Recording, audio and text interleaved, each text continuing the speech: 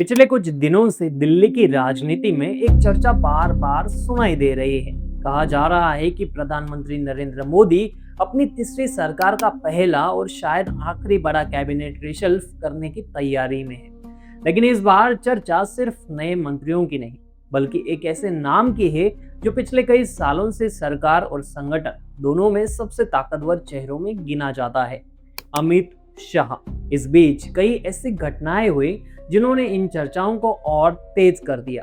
पहले प्रधानमंत्री नरेंद्र मोदी राष्ट्रपति द्रौपदी मुर्मू से मिले। फिर कुछ ही दिनों बाद अमित शाह भी राष्ट्रपति भवन पहुंचे। कुछ केंद्रीय मंत्रियों को दोबारा राज्यसभा नहीं भेजा गया। कुछ नेताओं को अचानक संगठन में नई जिम्मेदारियां मिल गई और राजनीतिक गलियारों में कैबिनेट रेशल्फ की अटकलें भी और तेज हो गई। इसी दौरान एक और सवाल उठने लगा, क्या अमित शाह की जिम्मेदारी अब पहले से भी बढ़ने वाली है? क्या उन्हें डिप्टी प्राइम मिनिस्टर बनाया जा सकता है या फिर ये सिर्फ अफवाह है? क्या निर्मला सीतारामन का मंत्रालय भी बदल सकता है? क्या पीयूष गोयल को कोई नई जिम्मेदारी मिलेगी? क्या धर्मेंद्र प्रधान और हरदीप सिंह पुरी की भूमिका बदलेगी? महाराष्ट्र में अचानक एकनाथ शिंदे की ताकत क्यों बढ़ती दिखाई दे रही है? श्रीकांत शिंदे का नाम क्यों चर्चा में है और पंजाब से नए चेहरों की बात क्यों हो रही है? इस क्यों का जवाब हम इस वीडियो में जानेंगे। लेकिन इससे भी बड़ा एक और सवाल है, क्या ये सिर्फ एक कैबिनेट रेशल्फ है या फिर बीजेपी धीरे धीरे 2029 की तैयारी शुरू कर चुकी है? क्योंकि एक तरफ प्रधानमंत्री नरेंद्र मोदी अब 75 साल के हो चुके हैं, दूसरी तरफ 2027 में राष्ट्रपति चुनाव भी होने वाले हैं और इसी बीच अमित शाह का राजनीतिक कद लगातार बढ़ता हुआ दिखाई दे रहा है। तो क्या वाकई दिल्ली में कोई बड़ा पावर शिफ्ट होने वाला है या फिर ये सारी चर्चाएं सिर्फ राजनीतिक अटकलों का हिस्सा है? जानते हैं इस वीडियो में इस पूरी कहानी का हिस्सा। मैं विक्रम, आप देख रहे हैं नमस्कार भाऊ। अगर आपने पिछले कुछ दिनों में सोशल मीडिया खोला होगा तो शायद आपने भी एक जैसी कई पोस्ट देखी होंगी। कई लिखा था कि अमित शाह बनने वाले हैं देश के अगले डिप्टी प्राइम मिनिस्टर।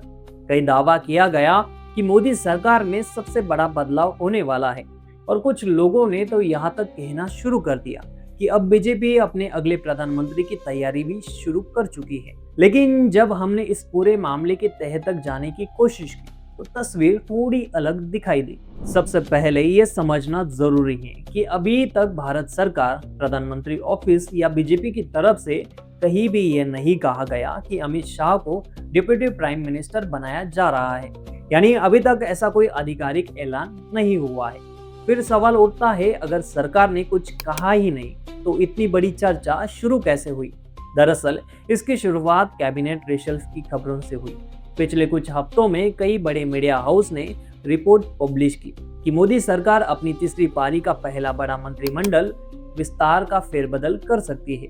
कुछ रिपोर्टों में यह भी लिखा गया कि 2029 के लोकसभा चुनाव से पहले सरकार का सबसे बड़ा और शायद आखिरी बड़ा रेशल्फ हो सकता है। इसी दौरान कुछ ऐसी राजनीतिक घटनाएं भी हुई जिन्होंने इन चर्चाओं को और हवा दे दी। सबसे पहले प्रधानमंत्री नरेंद्र मोदी ने राष्ट्रपति द्रौपदी मुर्मू से मुलाकात की। उसके कुछ ही दिनों बाद केंद्रीय गृह मंत्री अमित शाह भी राष्ट्रपति भवन पहुंचे। आमतौर पर ऐसी मुलाकातें संवैधानिक प्रक्रिया का हिस्सा होती है। हर मुलाकात का मतलब कैबिनेट रिशल्फ नहीं होता, लेकिन जब पहले से ये राजनीतिक गलियारों में फेरबदल की चर्चा चल रही हो तब हर छोटी घटनाओं को भी अलग नजर से देखा जाने लगता है। फिर एक और दिलचस्प बात सामने आई, कुछ केंद्रीय मंत्रियों को दोबारा राज्यसभा नहीं भेजा गया। कुछ मंत्रियों को अपने अपने राज्यों में संगठन की नई जिम्मेदारियां दे दी गई। ऐसे फैसले के बाद यह सवाल उठना स्वाभाविक था, क्या सरकार कुछ बड़े बदलाव की तैयारी कर रही है? लेकिन असली मोड़ तब आया जब कुछ राजनीतिक विश्लेषकों और मीडिया रिपोर्ट ने अमित शाह की भूमिका को लेकर चर्चा शुरू हुई। कई रिपोर्टों में कहा गया कि अगर कैबिनेट रिशल्फ होता है तो अमित शाह का राजनीतिक कद पहले से भी बड़ा हो सकता है। कुछ जगह उन्हें सरकार का सबसे पावरफुल मंत्री बताया गया तो कुछ जगह ये लिखा गया कि आने वाले समय में उनकी जिम्मेदारियां और बढ़ सकती है। यही से सोशल मीडिया ने अपनी कहानी बनाना शुरू कर दी। बड़ी जिम्मेदारी धीरे धीरे डिप्टी पीएम में बदल गई। पॉलिटिकल प्रमोशन धीरे धीरे पीएम बनने की तैयारी में बदल गया और देखते ही देखते बिना किसी आधिकारिक पुष्टि की ये चर्चा पूरे देश में फैल गई कि शायद अमित शाह अब डिप्टी प्राइम मिनिस्टर बनने वाले हैं। लेकिन क्या सिर्फ चर्चाओं से कोई डिप्टी प्राइम मिनिस्टर बन जाता है? क्या भारत के संविधान में डिप्टी प्राइम मिनिस्टर का कोई पद होता भी है? क्या अमित शाह पहले से ही सरकार के दूसरे सबसे ताकतवर नेता नहीं है क्या? अब इन सवालों के जवाब भी जान लेते हैं। पिछले 10 साल में ऐसा क्या बदला? अगर आज अमित शाह का नाम डिप्टी प्राइम मिनिस्टर से लेकर फ्यूचर के प्रधानमंत्री तक की चर्चाओं में लिया जा रहा है, तो इसकी वजह सिर्फ उनका मौजूदा पद नहीं है। इसकी कहानी आज से नहीं बल्कि करीब एक दशक पहले शुरू होती है। साल 2014 देश में पहली बार नरेंद्र मोदी के नेतृत्व में बीजेपी अपने दम पर पूर्ण बहुमत के साथ सत्ता में आई। उस जीत के बाद सरकार की कमान तो प्रधानमंत्री मोदी के हाथ में थी, लेकिन पार्टी संगठन की सबसे बड़ी जिम्मेदारी जिस व्यक्ति को मिली उनका नाम था अमित शाह। उस दौर में अमित शाह का सबसे बड़ा काम सरकार चलाना नहीं बल्कि चुनाव जीतना था। एक के बाद एक राज्यों में बीजेपी का संगठन मजबूत करना, बूथ स्तर तक कार्यकर्ताओं का नेटवर्क तैयार करना और चुनावी रणनीति बनाना। यही वजह थी कि कुछ ही सालों में उन्हें बीजेपी का सबसे बड़ा चुनावी रणनीतिकार कहा जाने लगा। लेकिन 2019 के बाद उनकी भूमिका पूरी तरह बदल गई। दूसरी बार मोदी सरकार बनने के बाद अमित शाह को देश का गृह मंत्री बनाया गया। ये सिर्फ मंत्रालय बदलने की बात नहीं थी, बल्कि यही से उनकी राजनीतिक जिम्मेदारियां भी एक नए स्तर पर पहुंच गई। गृह मंत्रालय भारत सरकार के सबसे महत्वपूर्ण मंत्रालयों में गिना जाता है। देश के आंतरिक सुरक्षा, केंद्रीय सुरक्षा बल, सीमा प्रबंधन, आतंकवाद से जुड़े फैसले, राज्यों के साथ समन्वय और कई बड़े संवैधानिक मामलों की जिम्मेदारी इसी मंत्रालय के पास होती है। लेकिन सिर्फ गृह मंत्री बनना ही उनकी बढ़ती ताकत की वजह नहीं थी। 2019 के बाद जिन बड़े फैसलों की सबसे ज्यादा चर्चा हुई, उनमें से कई फैसलों में अमित शाह सरकार का प्रमुख चेहरा बनकर सामने आए। जम्मू कश्मीर से अनुच्छेद 370 हटाने का प्रस्ताव संसद में उन्होंने ही पेश किया था। नागरिकता संशोधन कानून यानी सीएए को भी उन्होंने ही संसद में रखा। बाद में सहकारिता मंत्रालय बनाया गया और उसकी जिम्मेदारी भी अमित शाह को ही दे दी गई। यानी अब उनके पास सिर्फ गृह मंत्रालय नहीं बल्कि एक नया केंद्रीय मंत्रालय भी था। धीरे धीरे एक और चीज दिखाई देने लगी। सरकार के भीतर बनने वाली कई महत्वपूर्ण कैबिनेट कमेटीज में अमित शाह लगभग हर जगह मौजूद रहने लगे। सुरक्षा से जुड़े फैसले हो, राजनीतिक मामलों पर चर्चा हो, आर्थिक विषय हो या फिर संसद से जुड़े फैसले, लगभग हर महत्वपूर्ण समिति में उनका नाम दिखाई देता था। यही से राजनीतिक विश्लेषकों ने उन्हें सिर्फ गृह मंत्री नहीं बल्कि सरकार का सबसे प्रभावशाली मंत्री कहना शुरू कर दिया। अब तक हमने समझ लिया कि आखिर अमित शाह का नाम इतनी चर्चा में क्यों है, लेकिन अब सबसे जरूरी सवाल, क्या भारत के संविधान में डिप्टी प्राइम मिनिस्टर नाम का कोई पद भी होता है?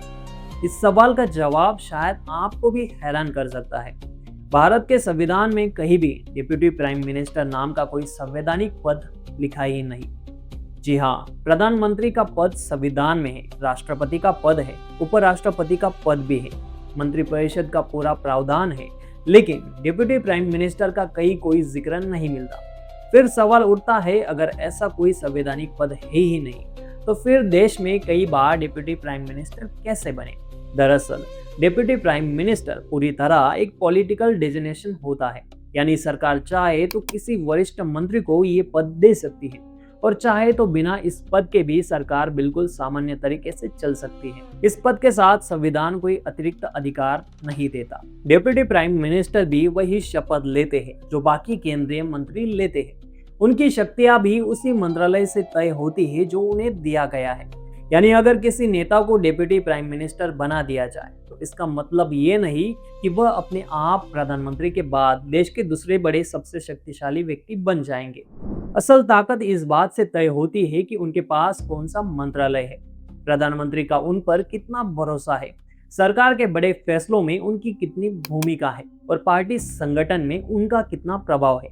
यही से अमित शाह की चर्चा और दिलचस्प हो जाती है, क्योंकि अगर सिर्फ राजनीति प्रभाव की बात करें तो कई विश्लेषक मानते हैं कि अमित शाह पहले से ही सरकार के सबसे प्रभावशाली नेताओं में शामिल है। यानी अगर उन्हें डिप्टी प्राइम मिनिस्टर बनाया भी जाता है तो हो सकता है कि उनके अधिकारों में बहुत बड़ा बदलाव न आए, लेकिन उनका पॉलिटिकल मैसेज जरूर बड़ा होगा। और राजनीति में कई बार संदेश अधिकारों से भी ज्यादा महत्वपूर्ण होते हैं। यही वजह है कि जब किसी सरकार में डिप्टी प्राइम मिनिस्टर बनाया जाता है तो उसके पीछे सिर्फ प्रशासनिक कारण नहीं होते।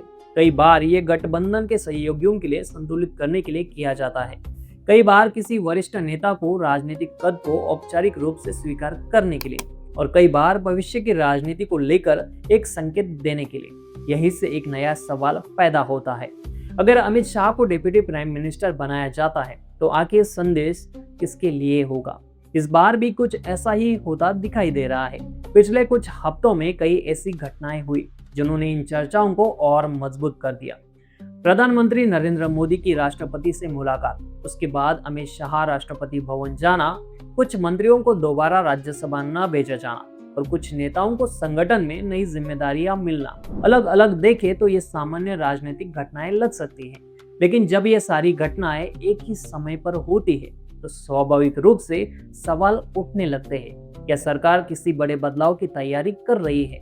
इसी दौरान कुछ नाम बार बार सामने आने लगे। सबसे पहले चर्चा वित्त मंत्री निर्मला सीतारामन को लेकर हुई। कुछ रिपोर्ट्स में दावा किया गया कि उनका मंत्रालय बदला जा सकता है, हालांकि सरकार की तरफ से ऐसा कोई संकेत नहीं दिया गया। दूसरी तरफ कुछ विश्लेषकों का मानना है कि अगर सरकार आर्थिक मोर्चे पर कोई नया संदेश देना चाहती है तो फाइनेंस मिनिस्ट्री में बदलाव एक बड़ा राजनीतिक फैसला माना जाएगा। इसके बाद नाम आया पीयूष गोयल का। लंबे समय से कॉमर्स एंड इंडस्ट्री मिनिस्ट्री संभाल रहे पीयूष गोयल को लेकर भी यह चर्चा शुरू हुई कि अगर सरकार आर्थिक टीम में बदलाव करती है तो उन्हें बड़ी जिम्मेदारी मिल सकती है। कुछ राजनीतिक विश्लेषकों ने तो उन्हें ही संभावित फाइनेंस मिनिस्टर तक बताया, लेकिन अभी तक इसके समर्थन में कोई आधिकारिक जानकारी सामने नहीं आई। फिर भी उनका नाम लगातार चर्चा में बना हुआ है। इसी सूची में धर्मेंद्र प्रधान और हरदीप सिंह पुरी जैसे वरिष्ठ मंत्रियों के नाम भी सामने आए। धर्मेंद्र प्रधान को लेकर शिक्षा मंत्रालय में बदलाव की अटकलें लगाई जा रही है, जबकि हरदीप सिंह पुरी के बारे में कहा जा रहा है कि अगर पंजाब के राजनीतिक समीकरण को ध्यान में रखा गया उनकी भूमिका बदल सकती है। लेकिन अगर इस पूरे रिशल्फ की सबसे दिलचस्प बात किसी एक व्यक्ति से जुड़ती है तो वह है अमित शाह। अगर भारतीय राजनीति के पिछले 10-12 सालों को ध्यान से देखा जाए तो एक बात बिल्कुल साफ दिखाई देती है। बीजेपी ने कभी भी सार्वजनिक तौर पर यह नहीं बताया कि नरेंद्र मोदी के बाद पार्टी का अगला चेहरा कौन होगा। कांग्रेस की तरह यहाँ कभी किसी उत्तराधिकारी का ऐलान नहीं किया गया। यही वजह है कि जैसे जैसे 2029 नजदीक आने लगा है वैसे वैसे ये सवाल भी बड़ा होता जा रहा है कि अगर भविष्य में नेतृत्व बदलने की जरूरत पड़ी तो सबसे मजबूत दावेदार कौन होगा।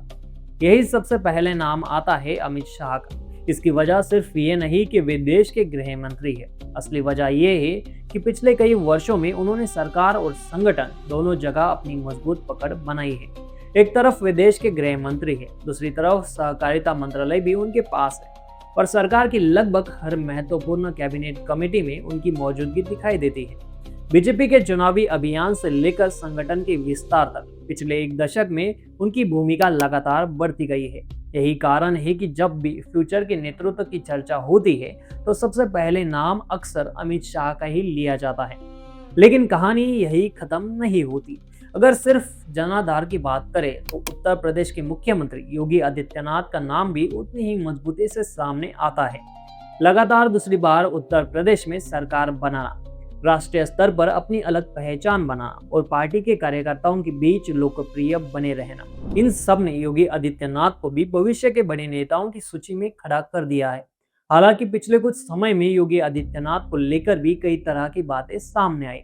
कुछ लोगों ने कहा कि अयोध्या से जुड़े विवादों और अलग अलग राजनीतिक मुद्दों की वजह से उनकी छवि पर असर पड़ा है, लेकिन अगर तथ्यों की बात करें तो अभी तक ऐसे कोई ठोस प्रमाण सामने नहीं आए जिससे ये कहा जा सके कि उनकी राष्ट्रीय स्वीकार्यता में बड़ी गिरावट आई है। न बीजेपी ने उनके महत्व को कम किया है और न ही संगठन की तरफ से ऐसा कोई संकेत मिला है। इसलिए ये कहना कि योगी अब दौर से बाहर हो चुके हैं फिलहाल सही नहीं होगा। इसके बाद अगर किसी तीसरे नाम की चर्चा होती है तो वह है महाराष्ट्र के मुख्यमंत्री देवेंद्र फडणवीस। राष्ट्रीय राजनीति में उनका नाम उतना ज्यादा नहीं उछलता, लेकिन पार्टी संगठन और संघ की पृष्ठभूमि से आने वाले नेताओं में उनकी अलग पहचान है। प्रशासनिक अनुभव, गठबंधन चलाने की क्षमता और संगठन के साथ लंबे समय का रिश्ता उन्हें भी भविष्य के महत्वपूर्ण नेताओं की सूची में बनाए रखता है।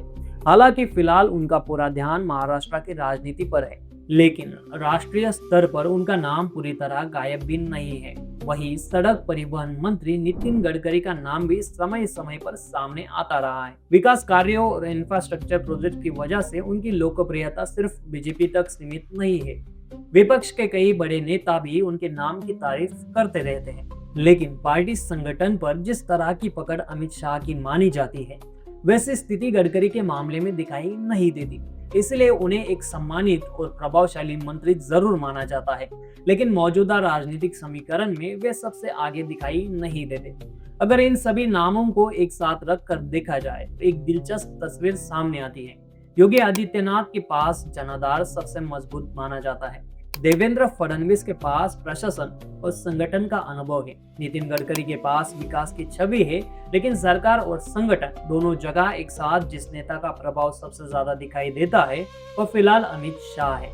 शायद यही वजह है कि डिप्टी प्राइम मिनिस्टर की चर्चा हो, कैबिनेट रिशल्फ की बात हो या फिर भविष्य की नेतृत्व को लेकर अटकलें, हर रास्ता घूम फिर कर अमित शाह पर आकर रुक जाता है। लेकिन यहाँ एक सवाल अभी भी बाकी है। अगर बीजेपी वाकई भविष्य की तैयारी कर रही है तो फिर समय भी बहुत महत्वपूर्ण हो जाता है, क्योंकि अगले 3 वर्षों में 2 ऐसी घटनाएं होने वाली हैं जो भारतीय राजनीति की दिशा बदल सकती है। पहली 2027 का राष्ट्रपति चुनाव और दूसरी 2029 का लोकसभा चुनाव। अगर इस पूरी कहानी को सिर्फ आज की राजनीति तक सीमित करके देखा जाए तो शायद बहुत सारे सवालों के जवाब कभी मिलेंगे ही नहीं, क्योंकि दिल्ली की राजनीति में बड़े फैसले हमेशा अगले चुनाव को ध्यान में रखकर किए जाते हैं। और अगर आज साल 2026 है तो स्वाभाविक है कि बीजेपी की नजर सिर्फ आज की कैबिनेट रिशल्फ पर नहीं बल्कि 2027 और 2029 पर भी होगी।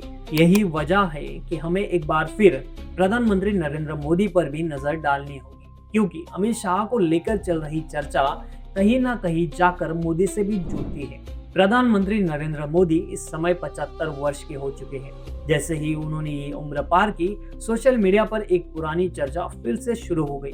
कहा जाने लगा कि बीजेपी में 75 साल की उम्र के बाद नेताओं को सक्रिय राजनीति से किनारे कर दिया जाता है। कई लोगों ने इसे पार्टी का नियम तक बता दिया, लेकिन जब हमने इसकी पड़ताल की तो तस्वीर बिल्कुल अलग निकली। बीजेपी के संविधान में ऐसा कोई लिखित नियम नहीं है कि 75 साल की उम्र पूरी होते ही किसी नेता को पद छोड़ना पड़े, बल्कि हाल ही में राष्ट्रीय स्वयंसेवक संघ की तरफ से भी साफ कहा गया कि संघ ने कभी ऐसा कोई नियम तय नहीं किया कि 75 वर्ष की उम्र के बाद सार्वजनिक जीवन से रिटायर होना ही पड़े। यानी जिस बात को सोशल मीडिया पर अक्सर एक तय नियम की तरह पेश किया जाता है, उसका कोई आधिकारिक आधार नहीं मिलता। इसका सीधा मतलब ये है कि अगर प्रधानमंत्री नरेंद्र मोदी चाहे और बीजेपी संसदीय दल उन्हें अपना नेता चुने तो संवैधानिक रूप से उनके सामने 2029 का चुनाव लड़ने की कोई रुकावट नहीं है। भारत के संविधान में प्रधानमंत्री बनने के लिए अधिकतम उम्र तय नहीं की गई, इसलिए सिर्फ उम्र के आधार पर ये मान लेना कि मोदी अब सक्रिय राजनीति से हटने वाले हैं, अभी जल्दबाजी हो सकती है। लेकिन राजनीति सिर्फ संविधान से नहीं बल्कि संकेतों से भी चलती है, और शायद यही वजह है कि पिछले कुछ समय से एक दूसरा सवाल भी बार बार उठने लगा है। अगर 2027 में राष्ट्रपति का चुनाव होना है और राष्ट्रपति द्रौपदी मुर्मू का कार्यकाल जुलाई 2027 में पूरा हो जाएगा, तो क्या बीजेपी उस चुनाव में कोई बड़ा दांव खेल सकती है? यही से एक ऐसी संभावना सामने आती है जिस पर राजनीतिक गलियारों में समय समय पर चर्चा होती रही है। क्या भविष्य में नरेंद्र मोदी राष्ट्रपति पद के उम्मीदवार हो सकते हैं? सबसे पहला इसका संवैधानिक जवाब समझते हैं। संविधान किसी पूर्व या वर्तमान प्रधानमंत्री को राष्ट्रपति बनने से नहीं रोकता। अगर कोई प्रधानमंत्री इस्तीफा देता है और उसके बाद राष्ट्रपति चुनाव लड़ता है तो ऐसा करना पूरी तरह संवैधानिक है, यानी कानून की नजर में इसमें कोई बाधा नहीं है। तो हो सकता है कि 1 साल बाद पीएम मोदी राष्ट्रपति बन जाए, तो हो सकता है कि 1 साल बाद पीएम मोदी राष्ट्रपति बन जाए और जो उप पंतप्रधान होंगे शायद अमित शाह, वो 1 साल बाद पीएम। यही वो जगह है जहां राजनीति, संविधान और रणनीति तीनों एक दूसरे से मिलते हुए दिखाई देते हैं। और शायद यही वजह है कि कैबिनेट रिशल्फ जैसे दिखने वाली ये कहानी अब सिर्फ मंत्रियों की बदलने की कहानी नहीं रह जाती, बल्कि बीजेपी के भविष्य की राजनीति को समझने की कोशिश बन जाती है। अगर किसी एक राज्य ने पिछले 3-4 सालों में राष्ट्रीय राजनीति का सबसे बड़ा पावर लैब बनकर काम किया है तो वह है महाराष्ट्र। पहले शिवसेना का विभाजन, फिर एनसीपी की दो हिस्सों में बंटना, उसके बाद महायुति सरकार का बनना और अब लोकसभा चुनाव के बाद फिर से बदलते राजनीतिक समीकरण। ऐसा लग रहा है जैसे महाराष्ट्र की राजनीति हर कुछ महीनों में नया मोड़ ले रही है। लेकिन इस बार जिस बात ने सबसे ज्यादा ध्यान खींचा वह सिर्फ सरकार नहीं बल्कि सांसदों की संख्या भी है। हाल ही में उद्धव ठाकरे की शिवसेना के 6 सांसद एकनाथ शिंदे के नेतृत्व वाली शिवसेना में शामिल हो गए हैं। इस बदलाव के बाद लोकसभा में शिंदे गुट की ताकत बढ़कर 13 सांसदों तक पहुंच गई है। यानी अब एनडीए के भीतर उनकी राजनीतिक हैसियत पहले से कई ज्यादा मजबूत मानी जा रही है। गठबंधन की राजनीति में सिर्फ मुख्यमंत्री की कुर्सी ही मायने नहीं रखती, दिल्ली में आपके पास कितने सांसद हैं ये भी उतना ही महत्वपूर्ण होता है, क्योंकि केंद्र में मंत्रालयों की हिस्सेदारी हो, संसदीय रणनीति हो या फिर भविष्य की राजनीतिक बातचीत, हर जगह संख्या ही सबसे बड़ी ताकत बन जाती है। यही से एक नई चर्चा शुरू हुई, क्या इतने सांसदों के साथ अब शिंदे गुट को केंद्र सरकार में और बड़ा प्रतिनिधित्व मिल सकता है क्या? राजनीतिक गलियारों में सबसे ज्यादा जिस नाम की चर्चा हो रही है वह है श्रीकांत शिंदे। एकनाथ शिंदे के बेटे और लगातार लोकसभा सांसद रहे श्रीकांत शिंदे को लेकर अटकलें भी लगाई जा रही है कि अगर मंत्रिमंडल विस्तार होता है तो उन्हें केंद्रीय मंत्रिमंडल में जगह मिल सकती है। हालांकि अभी तक सरकार या शिवसेना की तरफ से ऐसा कोई आधिकारिक संकेत नहीं दिया गया, लेकिन सांसदों की बढ़ी हुई संख्या के बाद ये चर्चा स्वाभाविक रूप से तेज हो गई है। दूसरी तरफ देवेंद्र फडणवीस को लेकर भी अलग अलग तरह की राजनीतिक व्याख्याएं सामने आ रही है। कुछ विश्लेषकों का मानना है कि महाराष्ट्र में बीजेपी का सबसे बड़ा चेहरा आज भी देवेंद्र फडणवीस है। वही कुछ राजनीतिक विरोधी ये आरोप लगाते हैं कि दिल्ली में एकनाथ शिंदे को लगातार मजबूत किया जा रहा है, जिससे महाराष्ट्र के भीतर शक्ति संतुलन बदल सकता है। इन दावों का कोई आधिकारिक प्रमाण उपलब्ध नहीं है, इसलिए इन्हें राजनीतिक आरोपों और विश्लेषकों के रूप में ही देखा जाना चाहिए। लेकिन इतना जरूर है कि शिंदे गुट के लगातार मजबूत होने के बाद ये बहस और तेज हो गई है कि एकनाथ शिंदे को अमित शाह ही बल दे रहे हैं ताकि देवेंद्र फडणवीस की ताकत कम कर सके। पंजाब लंबे समय से बीजेपी के लिए चुनौतीपूर्ण राज्य रहा है। किसान आंदोलन के बाद पार्टी की राजनीतिक स्थिति पहले जैसे नहीं रही। ऐसे में अगर केंद्र सरकार आने वाले वर्षों में पंजाब पर फिर से फोकस करना चाहती है तो वहां से मजबूत प्रतिनिधित्व देना भी राजनीति का हिस्सा हो सकता है। इसी संदर्भ में केंद्रीय मंत्री हरदीप सिंह पुरी का नाम बार बार सामने आ रहा है।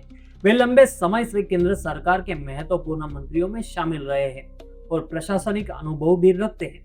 हालांकि अभी तक ऐसा कोई आधिकारिक संकेत नहीं है कि उनका मंत्रालय बदलेगा या उन्हें कोई नई भूमिका मिलेगी, लेकिन कैबिनेट रेशल्फ की चर्चा में उनका नाम लगातार लिया जा रहा है। इसी बीच सोशल मीडिया पर एक और नाम भी तेजी से उछला गया, वह था राघव चड्ढा। कुछ पोस्ट और राजनीतिक चर्चाओं में दावा किया गया कि फ्यूचर में उन्हें कॉमर्स या किसी आर्थिक मंत्रालय में जगह मिल सकती है। यही इस पूरी कहानी का सबसे दिलचस्प हिस्सा सामने आता है।